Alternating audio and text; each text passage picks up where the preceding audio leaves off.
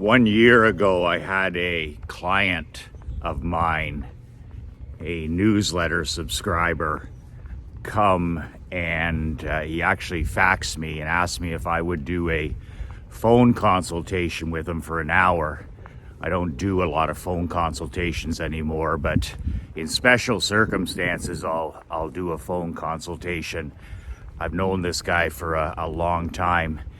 And he said to me, he said, Michael, he said, as you're aware, I've been he said to me, he goes, I've been a chain smoker and I've been a stone cold alcoholic for 40 years. This guy is a elite top 1% entrepreneur. He's been married 3 different times. He has 6 children. He has more money than one man could ever want. But he was never, ever able to defeat what he called his demons. Alcohol and tobacco. 40 years of serious level addiction. So when I got on the phone with this gentleman, I said to him, I said, you know, instead of trying, to stop or trying to quit or even trying to try, let's do something completely different. Let's do the opposite of everything else you've tried. One of the things, he used to try to quit smoking. He used to try to quit drinking.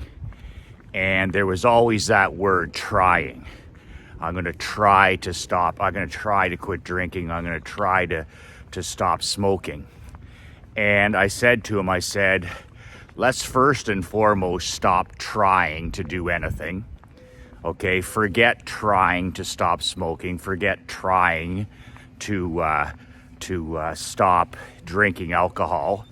Trying is willpower, and it's for men who aren't serious about winning. Secondly, I said, starve the word quit out of your vocabulary. I said, quitting doesn't work.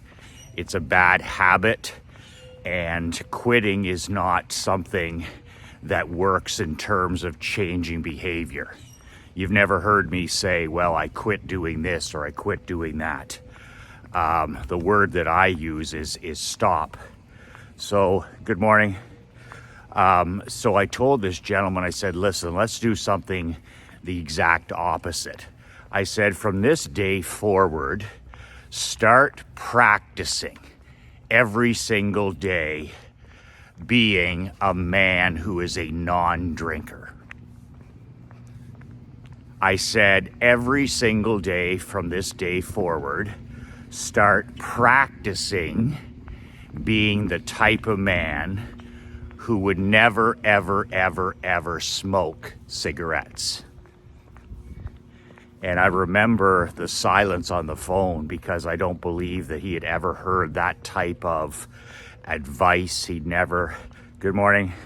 He had never heard that type of strategy. And I said, instead of trying to quit something, trying to stop something, using willpower, I said, what I do is I believe in the power of daily perfect practice.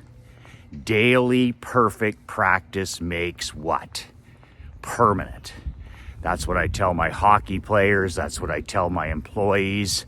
That's what I tell my champion mastermind members. That's what I tell my world building mastermind members. Perfect practice makes permanent. So if we want something to be lasting, if we want something to be long-term, if we want something to be permanent, daily practice. And it's got to be perfect practice.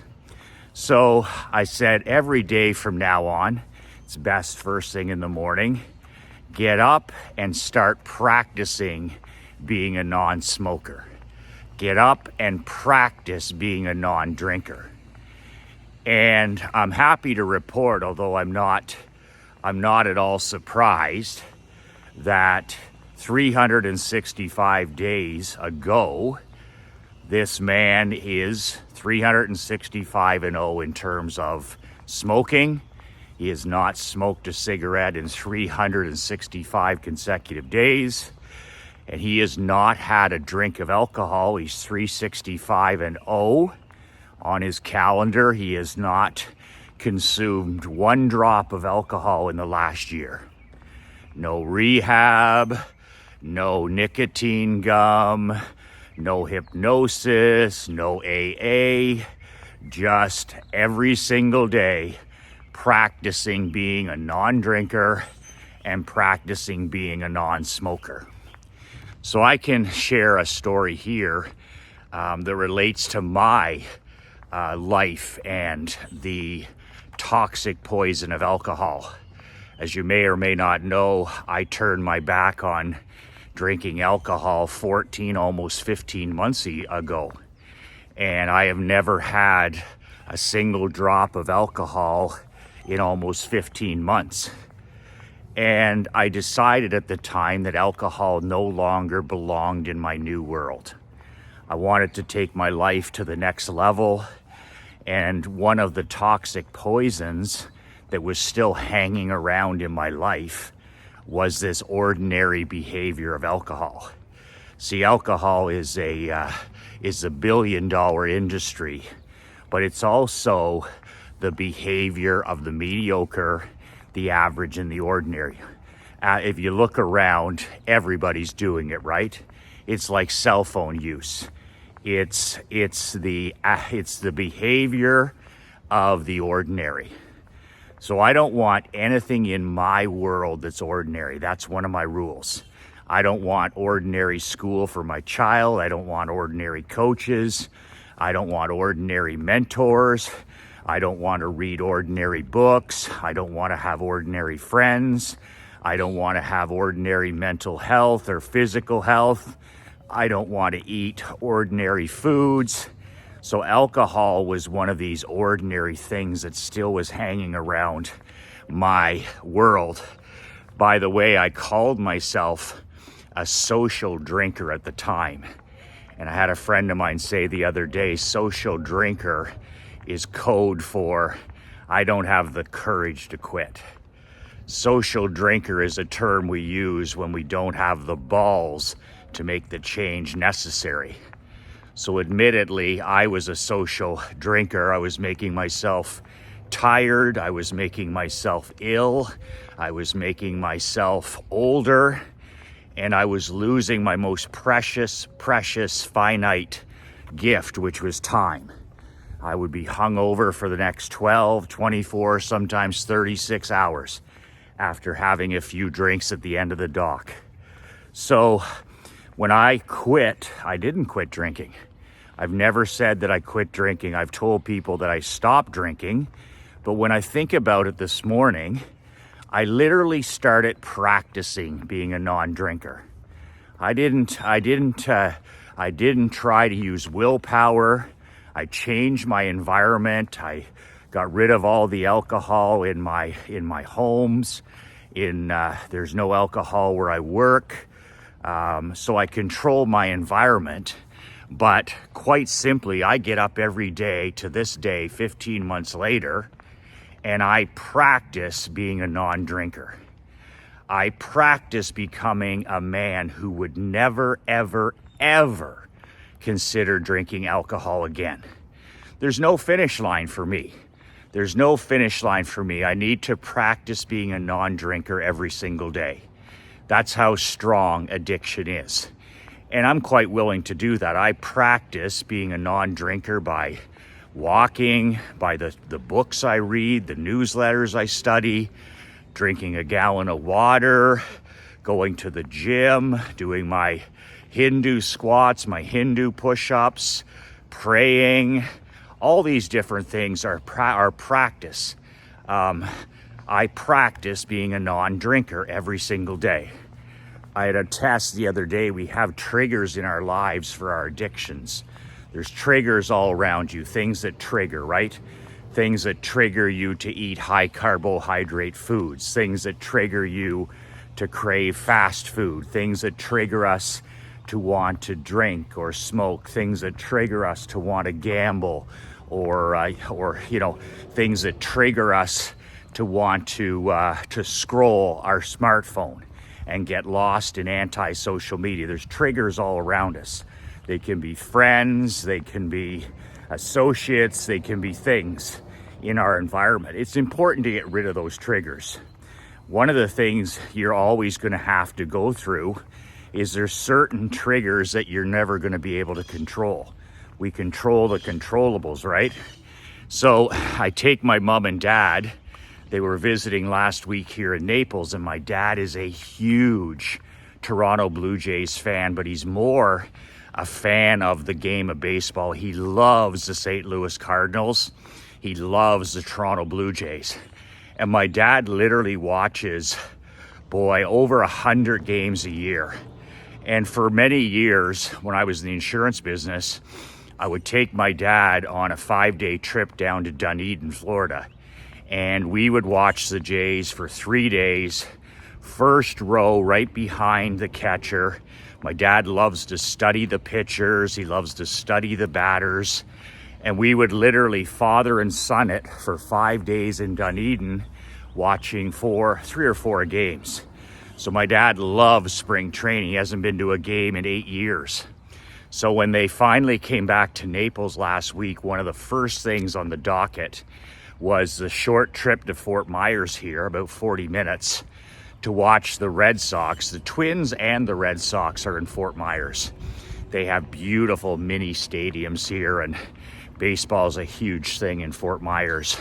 So the Red Sox play out of here, and we went to see the Red Sox and the Philadelphia Phillies. And I got the best tickets that I could get. We were the 5th row, right at the side of the catcher at home plate, so we could see every pitch, we could see every batter.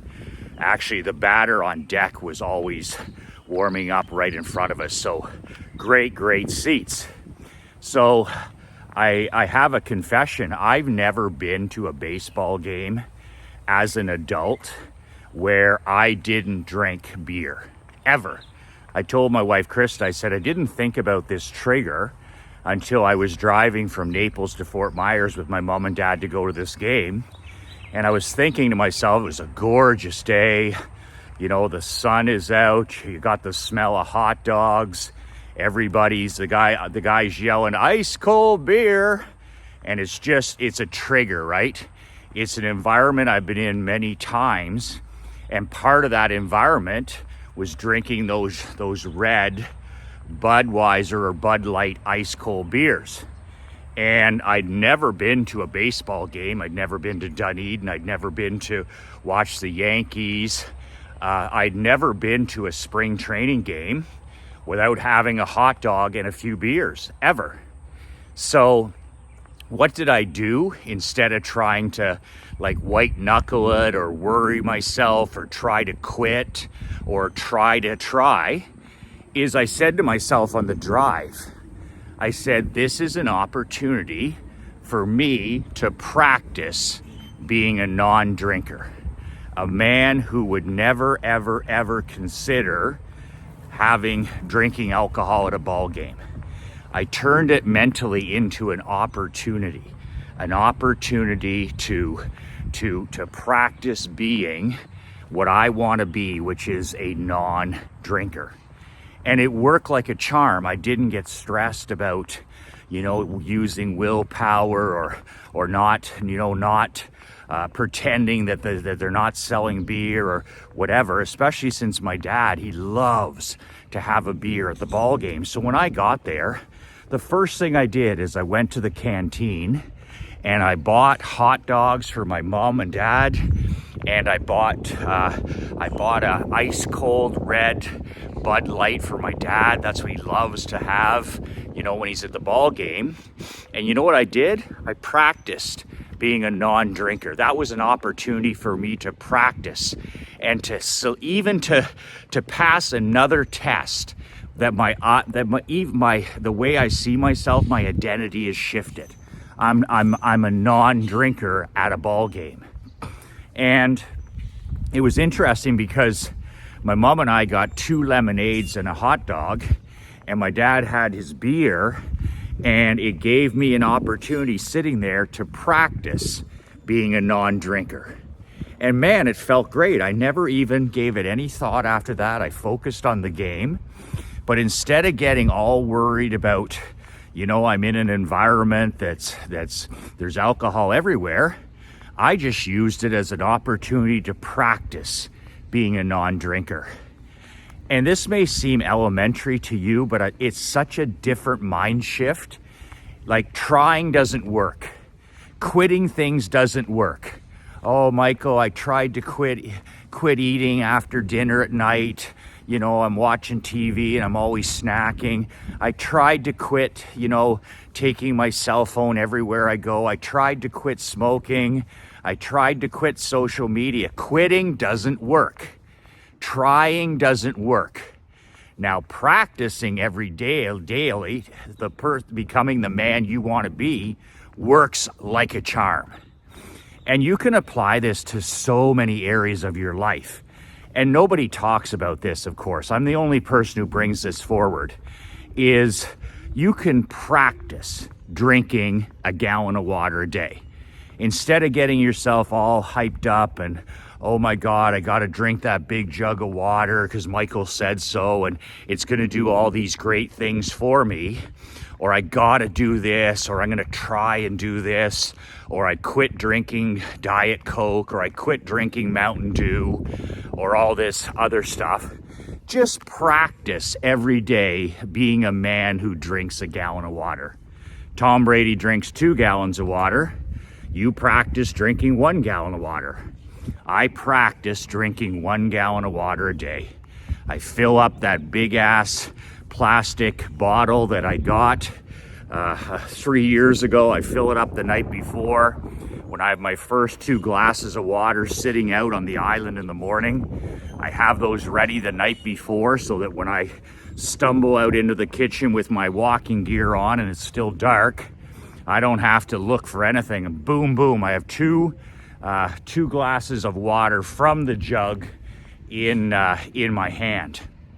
And you know what? Pouring that water the night before and filling up that jug, that's called practicing to drink a gallon of water every day. That's what I mean by practice, the preparation. You want to practice becoming a man who walks every day for half an hour? Well, lay out your clothes the night before on the chair by your bed. And then when you get up in the morning, you're just executing the practice. You're just practicing being a man who walks 30 minutes a day, 45 minutes a day, 60 minutes a day, whatever it is. But that's what practice is about, is preparation as well. Same thing, you could practice eating more vegetables. You say, I don't like vegetables, Michael. I got to quit eating this stuff. I got to stop doing that. Instead of focusing on trying, focus on practicing being the person who would eat vegetables every day. I eat steamed vegetables every day for lunch and for dinner. It's important. High protein plus vegetables. It's important. But here's the thing. I don't try and willpower it. I don't try to talk myself into something. All I do is practice every day being the type of man who puts healthy foods into my body.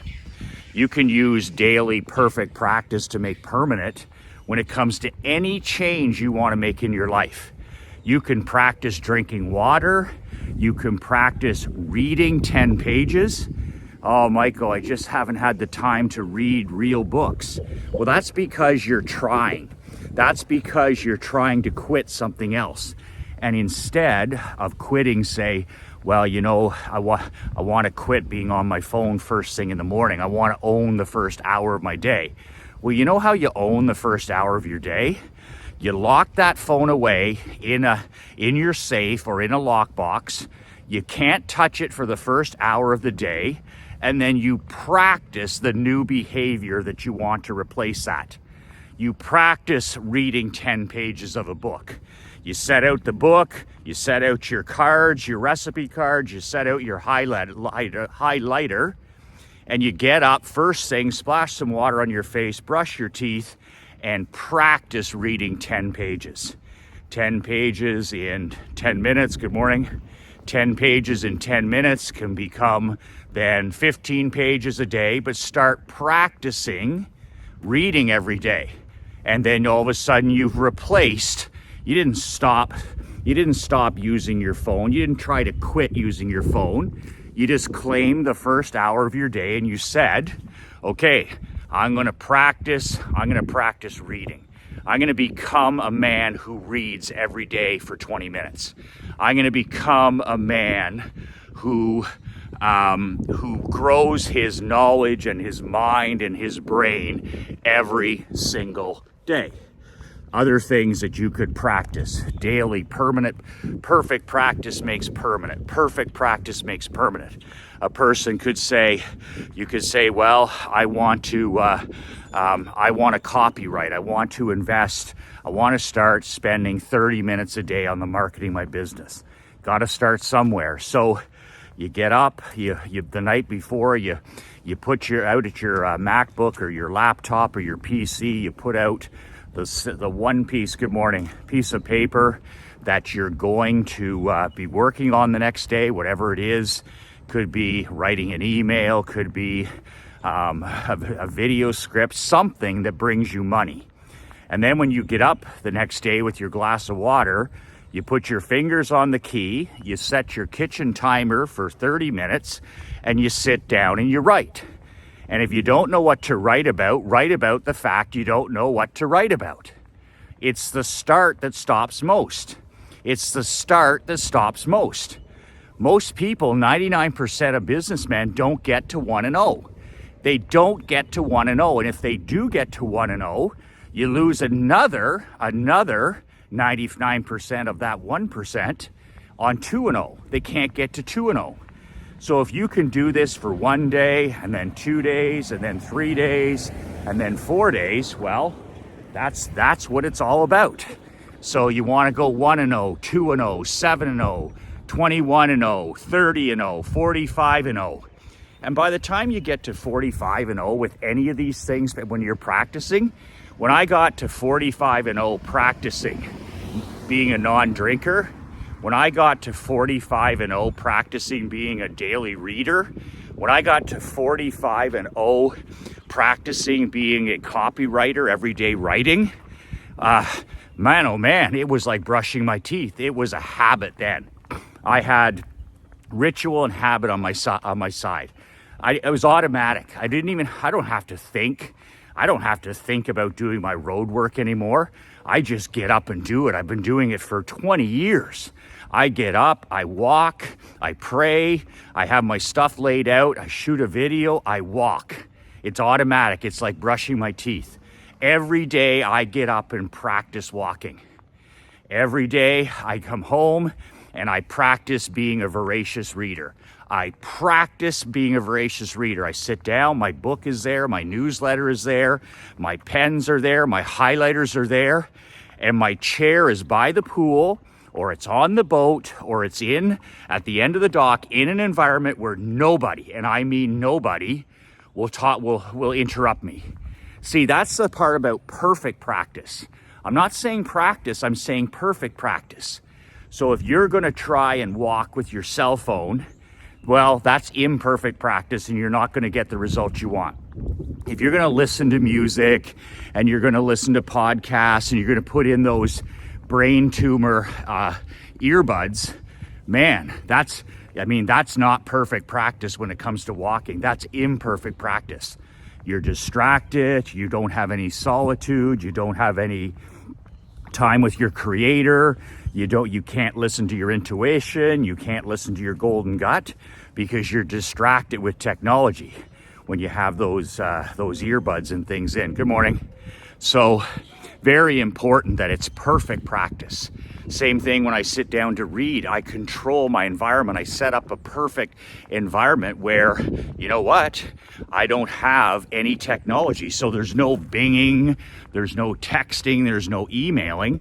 I sit there with my newsletter or my book, my highlighters, my pens, my recipe cards. I set the timer for an hour. I don't have to do that anymore. And I practice. Good morning. I practice being a voracious reader. Do I have to even think about it now? I've been doing that now for 19, 20 years. I've been doing sharpening the axe, every day for 20 years. It's just like brushing my teeth. I would be physically sick if I didn't walk. I would be physically sick if I didn't read for an hour. I get antsy, I get anxious. Like if anybody screws with my morning, my half-day discipline, anybody fucks around with my morning walk, anybody messes with my hour of Operation Money Suck, which is my marketing, anybody messes with my sharpening the axe reading, man, I am a caged bear. I am a grizzly bear. And Krista knows this. And this is why when we're on vacation, that's why when we're moving, that's when we're traveling, it doesn't matter. She gives me the time to do those things. Boom, boom, boom, every day. Those are the 3 things I have to do. And I'm done those things by 10 o'clock in the morning. If we're on a vacation, I got those things done. Boom, I got my walking, I got my reading, and I got my writing done. My parents were here for 9 days. Oh, you're gonna take a vacation, Michael. You're not gonna work for 9 days. Well, that's only partly true. Every morning before my parents got up, my dad would be up at like 5:30, but boom, I got in my hour walk. I shot my video. I read for an hour outside, and then I did an hour of copywriting. So from 10 o'clock, 9:30 to 10 o'clock, I was done, and I had the rest of the day, the rest of the morning, the rest of the afternoon, and the rest of the evening 100% connected with my parents. I wasn't emailing, I wasn't carrying a phone, I wasn't texting, I wasn't checking in with the office. Those first 3 hours of the day belonged to me, even on vacation, even when my parents were here. And you know what? That led to so much peace of mind. Instead of me not doing anything for 9 days, not writing, not walking, not reading, see, that all goes back to my entire principle of I've built a life I don't want to escape from. I don't want to miss my walking. I don't want to miss my reading. I don't want to miss my Operation Money Suck. Like I feel physically ill when I don't do those things. I love walking. I love reading books. I love learning. I love discovering. You think that writing a telegram or a newsletter or a locker room post is work for me? It's therapy. I love getting up and writing about what I'm thinking, what I'm feeling, my opinion. I'm so grateful that I have an audience of elite, generous, and driven men that love my life's work. So I don't need to escape from those things. I don't need to holiday from those things. I don't need to vacation from those things.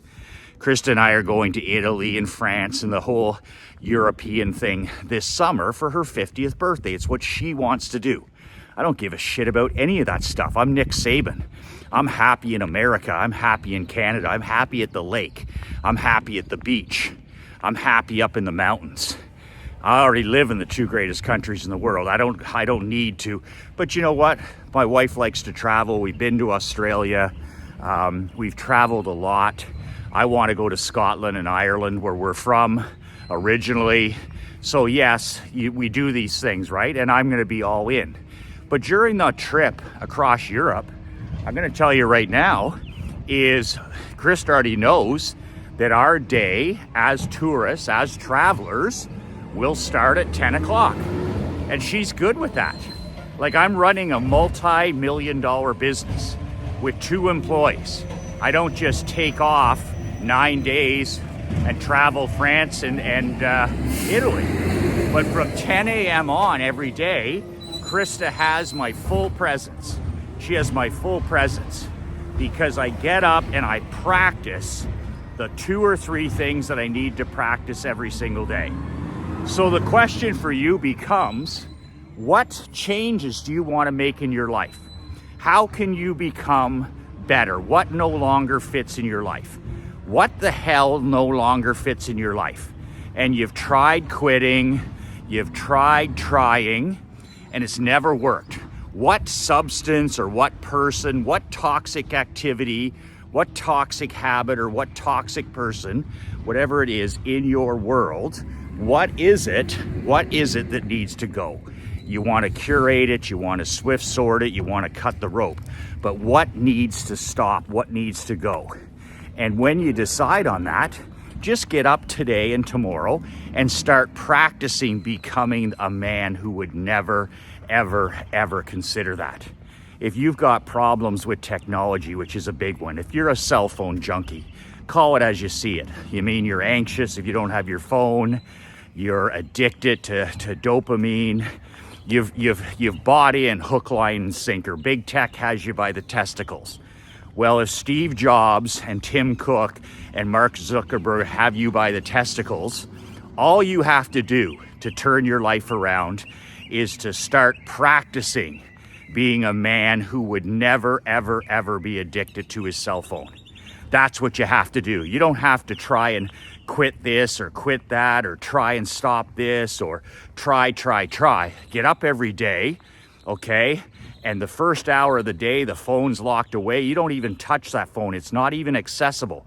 It's in your safe, it's in your lockbox. And then you practice being the man who never touches his cell phone till 10 a.m.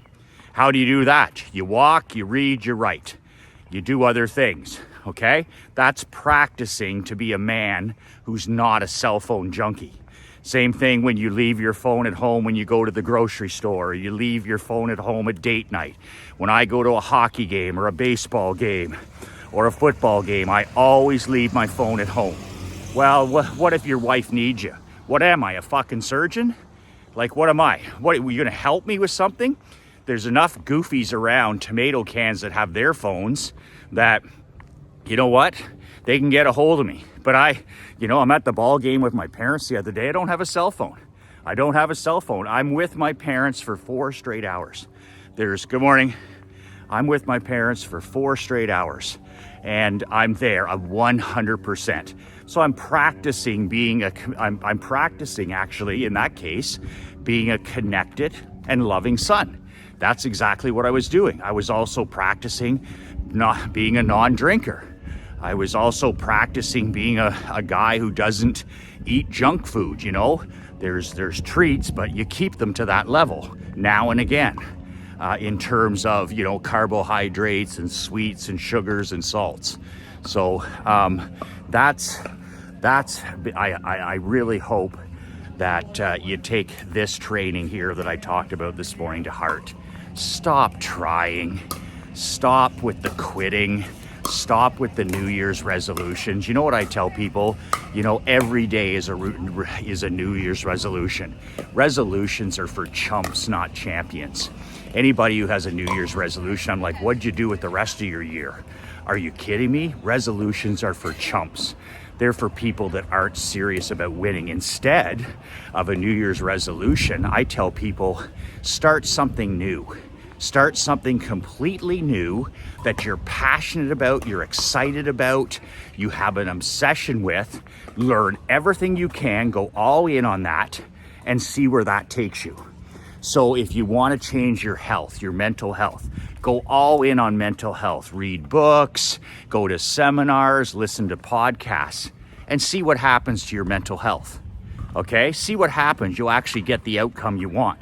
Let's say you want to get in better physical shape. Instead of a resolution to lose 40 pounds, just go all in on immersion, on learning as much as you can about physical health. Read all the great books, listen to all the great podcasts, and immerse yourself in the winning of physical health. Do you think you'll have any problem going to the gym? Do you think you'll have any problem eating right? Do you think you'll have any problem quitting or stopping? No, you won't. Because you threw yourself into something brand new, something that excites you. Take up, instead of a New Year's resolution, take up piano. Learn piano. You don't have a music note in your history. Take up piano, take lessons, learn. Learn how to play the guitar if that's something that excites you. Learn how to play the game of chess. Do something completely new instead of I'm gonna quit this and I'm gonna stop this and I'm gonna try and not do this anymore. Instead, put excitement and passion and obsession behind you by learning something new, learning a new skill, learning a new talent. Good morning. Learning something that excites you and go all in, total immersion into it. And you know what? You'll be happy with that result. You'll be happy with that result. If I had a child that was dealing with mental illness, or if I was dealing with mental illness, today I would go all in on practicing every day at being a mentally healthy person. Every day I'd be reading, I'd be journaling, I'd be meditating, I would take up yoga, I would move my body, I would cancel my cell phone, I would stop watching, I would disconnect from anti-social media. I would practice being a mentally healthy person. That's what I would do. I would stop behaving like a mentally ill person. I would start practicing being a mentally healthy person. If I had any addictions, I would turn them, as the great David Goggins says, turn those badass demons that you have. We all have them. Humans are addictive. Humans are addicts. We're all addicts. But here's the thing. If you're having problems, you've let society pick your addictions for you. So instead of let 99% of people just fall into their addictions, I don't know, Michael, how I got addicted to my iPhone. I don't know how I got addicted to porn. I don't know how I got addicted to alcohol. I don't know why I smoke. I don't know why. And I'm like, well, you didn't choose your addictions. So like the great David Goggins says, he goes, trade in those badass demons that no longer serve you. Whether it's bad foods, bad people, drinking, all these bad habits. Gambling, television, watching too much pro sports, all of these different things. Trade those badass demons in for good ass angels. That's what Goggins says. He goes, I'm haunted. We're haunted either way. You're going to be haunted the rest of your life, okay? No other coach is going to tell you that, but I'm going to tell you, you're going to be haunted the rest of your life. I'm haunted every day. I'm haunted. But like Goggins said, I'm now haunted by demons that serve me. I'm now haunted by habits that serve me. I'm now haunted by addictions that help me. I'm a stone cold book addict. I am a stone cold, good morning. I am a stone cold walking addict. I am a stone cold writing addict. I am a stone cold water addict. I mean, if I don't do these things, I would literally have, what do they call that? I would literally have the shakes from not doing it. I certainly would suffer from anxiety. If I didn't walk or read or write or drink water, I would be sick. I'd be ill. So I've traded some of my addictions, like drinking and like bad foods and bad people and technology and social media and politics and news. I traded all those badass demons in for badass angels, like Goggins says. So now I'm haunted by angels. I now wake up in the middle of the night haunted by angels. I can't wait to get up and read my book. I can't wait I'll wake up some days at 4 a.m. and I can't wait to get to my road work. I'll wake up to use the bathroom at 2 a.m. and I can't stop thinking about the email and the video I'm gonna shoot. I'm haunted now by badass angels who serve me. It's all you gotta do. You're an addict, I'm an addict. Human beings are hardwired addicts, but 99% of people don't choose their addiction. They're owned by Steve Jobs. They're bitches to technology, to antisocial, to gambling. They just go with the flow. They're sheep, right? They follow the herd. They don't think for themselves. You, as an independent thinker, trade in your old addictions that no longer serve you for badass demons. In other words, things that do serve you. Become a book addict, become a reading addict, become an exercising addict, become a water drinking addict, become a meditation addict, anything and everything that serves you. So that's it. I hope that you take this one to heart. Whatever it is in your life, perfect practice makes permanent. Perfect practice makes permanent. Start practicing every day, becoming the thing that you want to be. Every single day, start practicing becoming the man that you want to be. And practice You know, when you practice, you become a man who would never, ever, ever, ever consider doing what it is that you're trying to stop. I practice every day on being a non-drinker. I practice every day on becoming a man who would never, ever, ever poison his body with alcohol. So that's it for today. This week, I've dug out of the archives my most popular product. It's called my Black Hat box, and it's my old Renegade Insurance physical newsletters. It's the biggest doorstop you'll ever buy. It's massive. And we ship it to you by FedEx. I don't sell this anymore, but I'm selling it this week. I used to sell it for $5,000. On the site, it's $2,000. And this week, I'm selling it for $9.97 just this week, Monday to Friday. So you're probably watching this video on Tuesday. You have till Friday at 6 p.m. to buy it. Go to Black Hat Newsletters with an S. That's blackhatnewsletters.com. And you'll get, up till this Friday, you'll get the $9.97 discount. I used to sell, this thing is easily worth $10,000, $5,000. And I did sell it for $19.97. But this week, if you purchase it, you'll get a t-shirt. It's literally the biggest doorstop. It's 7 years of my newsletters from my old insurance marketing. But here's the thing. The stuff in those newsletters works better. I mean, better than it did back in 2017, 18, 19. The stuff in those newsletters is more important today than it was then. And the marketing and the sales and the advertising and the phone scripts and the mental toughness training, the stuff inside that badass product, Black Hat, it'll work even better in any. I was in the stalest and dullest industry in the world, insurance. But if I'm a retail store owner, if I'm a dentist or a lawyer or a doctor, or if I own a flooring company or a car wash, this stuff here is better for those industries than it even was for the insurance industry. blackhatletters.com. And 100% money back guarantee for a year. Get it, ship it to your house, your home. When the brick arrives, take 12 months to go through it. 12 months. Read a newsletter every week, like my best students do. Take notes, take action. And after a full year, if it's not the best product you've ever purchased, just send an email to Leanne, say this product sucks, and I'll refund all your money. All your money. You don't even have to send. You can keep the brick. You can use it as a doorstop. Your wife will say, why'd you buy that fucking thing? And you can say, I didn't buy it. I got my money back. And then you have a nice doorstop. Or it's something you can put on your shelf to impress other people. This is the kind of stuff that I use. So you have a 12-month, 1 year, 100% money back guarantee, so there's no risk. If it's not the greatest marketing, sales, advertising, and mental toughness product ever, then just let us know anytime during the year, and I'll refund your $9.97, and you can keep the product. You don't have to pack it up. That's the catch, eh? Oh, pack it up. Well, nobody's going to pack it up.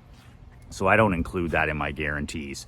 blackhatletters.com. The deadline is this Friday at 6 p.m. Eastern time.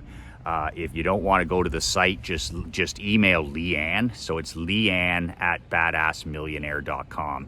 That's L-E-E, Ann is A-N-N, at badassmillionaire.com. Leanne at badassmillionaire.com. Or go to the site and buy it for $9.97 at blackhatletters.com. What the hell does black hat mean? It means that you take on the role as the villain in your industry. There's nothing more powerful in marketing and sales and advertising than taking on the villain role. Like, I'll give you an example. Like, President Trump became president by taking on the villain role. He always plays the us against them villain role. For a guy that's worth billions of dollars, he has the vote of the blue collar worker. He has the support of the little guy. How does a guy like Trump do that? He does it by being the villain. He wears the black hat against big corporations, against bureaucrats, against red tape, against, lifetime politicians. He wears the black hat. When I got in the hockey business, I immediately wore the black hat. I made myself the villain of the hockey business. I became the most talked about, most referred, most respected, but also most hated by my competitors. You want to be hated by your critics. You want to be hated by your competitors. That way you're loved by your prospects and your clients. You want to be loved and hated in business. You want to wear the villain's black hat. I did the same thing in the insurance agency. I was like, how can I stand out? How can I get tons of free advertising? How can I get word of mouth? How can I become the most referred, most respected, and most hated man in this entire industry? Well, I put on the villain's black hat. I was against the big insurance companies. I was against high premiums. I was the no BS insurance guy. And I ended up on TV, on radio, in print, because I was the villain. I was different. And my clients and prospects loved me. And my critics and competitors hated me. That's what this product is all about, how to position yourself as the villain and have fun doing it. I do the same thing in consulting here. Like, I'm not everybody's cup of whiskey, and I promote that. I wear the black hat with badass, and I wore the black hat when I was in the insurance marketing niche.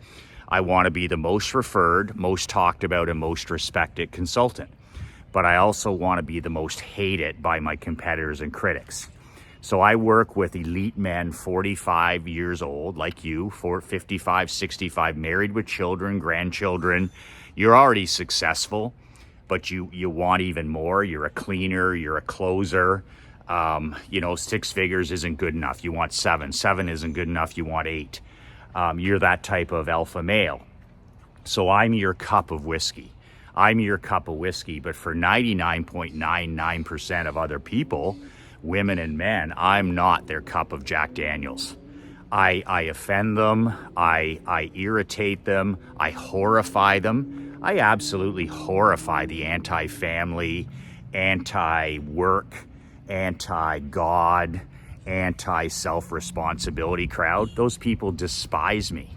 They despise me. You should see the emails that we get. You should see the posts that people make about me that are, anti-work, anti-America, anti-Canada. They hate a guy like me. They hate a guy who's grateful for living in the 2 greatest countries in the world. They hate when I talk about personal sovereignty. They hate when I talk about wealth and abundance. They hate about when I talk about a man's responsible for every action and result in his life. They hate that. They want you to be a sheep. They want you to be a non-thinker. They want you to be a dependent. They don't want you to be an independent badass. They don't want you living life and doing business on your own terms. They want the opposite. They want you to be a mental slave. They want you to live as a slave and die as a coward. They want you to live as a slave and die as a coward. And if you don't converge, if you don't diverge, if you don't take the road less traveled, if you don't think for yourself, if you don't invest in books and products that fix your thinking, then you will live as a slave and you'll die as a coward. And you'll have no legacy, you'll have no significance, and you will have lived a forgettable life. Or you can do what I talk about, which is building a legacy, building a life of significance and wealth and autonomy and serving other people so that your grandkids remember who you were, your great grandkids remember who you were, and people years from now can look back after you're gone and say, man, he was an incredible father, he was an incredible husband, he was an incredible grandfather, and he served thousands of people. That's how you build a legacy. That's how you contribute. People won't care what your house looked like or your cars or how much money you make.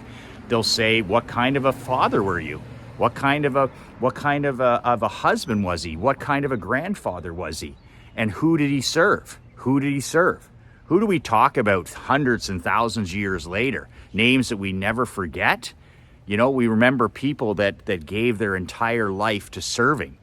It's just men that made Mandela and people like this. People remember Tony Robbins forever because of all the millions of people that he served. You think of Mother Teresa, the people that she served, and you just go on and on. The people that changed the world by what they created, the Henry Fords, the Andrew Carnegies, the leaders like Winston Churchill, the leaders like General Patton, the leaders like Ronald Reagan. These men have a legacy of significance because they served other people. They helped the country. They helped the citizenry. They helped other people. And their legacy is etched forever. That's what I'm talking about here. And that's why I horrify the people that want you to be less. The people that are dispensing the alcohol, the anti-social media, they're selling the cell phones to your children and grandchildren. They want you to be a fucking slave. They want you to be a coward. They want you to shrivel up, give up, and die. And I'm about the opposite. I'm about becoming the best version of yourself every single day. What did I talk about today? Practicing becoming the best version of yourself every day. That's all I talked about today. It can be for alcohol, it can be for drugs, it can be for gambling, it can be for marketing, it can be drinking water, it can be becoming a husband, a better husband, a father, it can be whatever you want. But getting up every day and practicing being that guy. Practicing being that guy. What would that guy do? What would that guy think? What would a guy who makes 7 figures, what would he think? What would he do? What would he behave? What books would he read? What newsletters would he subscribe to? What products would he buy? How would he treat his wife? How would he treat his kids? How would he treat his grandkids? Who would he serve? Who would that guy serve? And practice being that guy every day. Perfect practice makes permanent.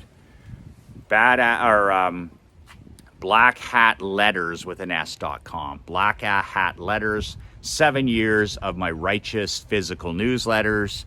If they're not the best product, most valuable product, ugliest product you've ever bought, just let me know in the next year and I'll refund your $9.97. You have till this Friday at 6 p.m. before I take it off the market.